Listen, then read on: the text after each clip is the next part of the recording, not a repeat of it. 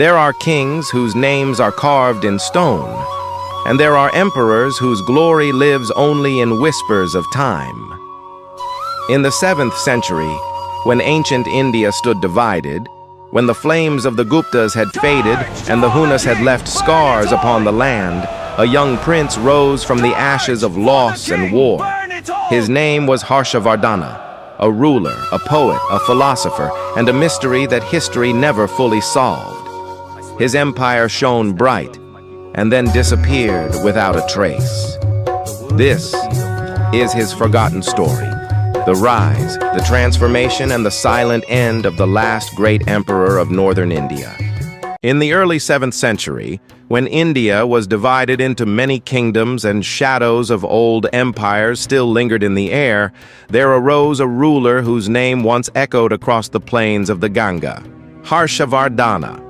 He was known as a warrior, a scholar, and a king whose life transformed from power to peace, from sword to scripture.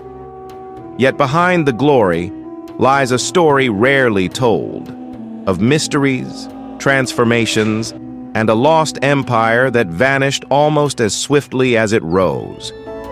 The rise from tragedy. Harsha's story began not in triumph, but in tragedy.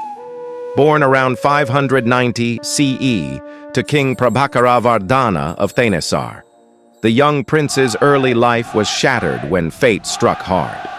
His father died battling the Hunas, and his elder brother Rajyashree was treacherously murdered by the ruler of Gauda. But Harsha's grief deepened when he learned that his sister, Princess Rajyashree, had been captured and driven to despair after her husband, King Grahavarman of Kannauj, was killed in the same political storm. Determined to end her life, she fled into the Vindhya forests, where Harsha's men found her, frail but unbroken, meditating by the banks of a quiet river. That moment changed Harsha forever. The tears in his sister's eyes ignited a vow in his heart: to restore justice, reunite the shattered kingdoms, and bring peace to a land torn by betrayal. I'm here now alone. At merely 16, he gathered his armies and marched with a fire that shook northern India. One by one, the fragmented kingdoms of Kannauj, Magadha, and Bengal came under his banner. By 20, Harshavardhana stood as the undisputed emperor of northern India, ruling over lands from Punjab to Bengal, a feat unmatched since the Mauryan era. But what followed was even more extraordinary, for this emperor, unlike any before him, sought not conquest, but transformation. The turning point. From sword to scripture. History tells us Harsha was a Shaivite by birth, a devotee of Lord Shiva. Yet as years passed, something profound changed within him. The bloodshed of wars, the endless cycle of power began to weigh on his mind. And then he met a man who would alter his destiny. The Chinese monk, Hüan-tsang. Hüan-tsang's visit to India during Harsha's reign is one of the most detailed foreign accounts of that era. He described the emperor not as a typical ruler, but as a philosopher king, learned, curious, and deeply spiritual. Under Hüan-tsang's influence, Harsha's heart turned towards Buddhism, though he never abandoned his respect for Hinduism. He became a true embodiment of India's ancient ideal, Sarvadharma Samabhava, equality and respect for all faiths. Every 5 years, Harsha organized a magnificent religious assembly at Kannauj, inviting scholars, monks, and pilgrims from across the world. He distributed vast wealth among the poor, and for 75 days, no tax was collected across his empire, a gesture unheard of in world history. The emperor's hidden side, patron of art and literature. While his political brilliance is known, few realize Harsha was also a literary genius. He personally wrote 3 Sanskrit plays, Ratnavali, Nagananda, and Priyadarshika. These weren't mere entertainment. They carried deep philosophical meaning, portraying compassion, duty, and renunciation. In Nagananda, the hero sacrifices his life to save others, mirroring Harsha's own evolution from a worldly monarch to a spiritual seeker. Scholars suggest that these plays were reflections of his own inner struggle, a king trying to reconcile power with peace, authority with humility.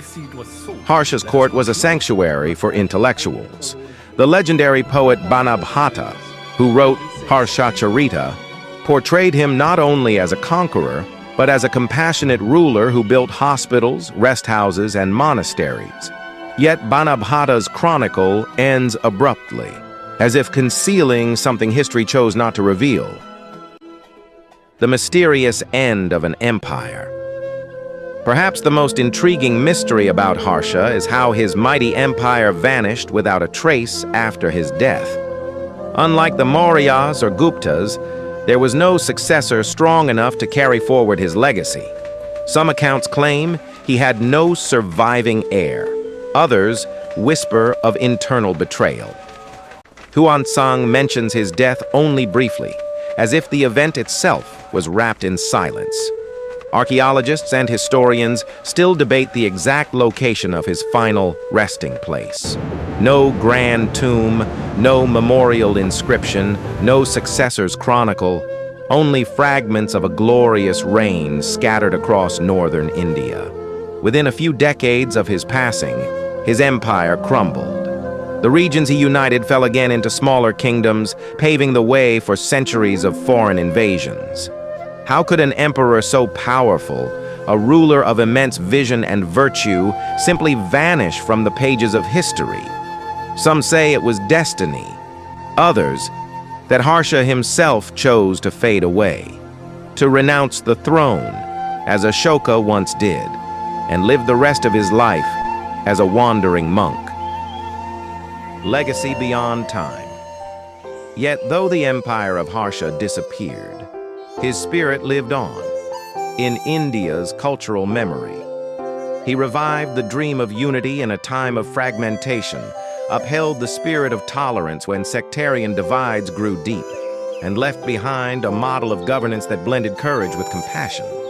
Harsha was not merely a ruler. He was a bridge between two ages, the ancient and the medieval, the worldly and the spiritual. Even today, when one stands among the ruins of Kanauji or the ancient mounds of Thanissar, one feels the quiet presence of a forgotten emperor, a man who conquered kingdoms not just with armies, but with wisdom, art, and generosity. Epilogue: the emperor who became eternal. Perhaps Harshavardhana's greatest victory was not over rival kings, but over his own ego. From a boy orphaned by war to a ruler who turned an empire into a temple of learning, his life remains a shining testament to India's timeless truth that power without compassion is hollow, and that true greatness lies not in ruling the world, but in ruling oneself. In the silence of history's long corridors, the name of Harshavardhana still echoes, not as a mere king, but as a soul who rose above the crown and became immortal. Friends, if you like this video, please make sure you check out our channel stories and more with a request to subscribe, like, and share my channel. Thanks for watching, and we'll see you in the next chapter of history.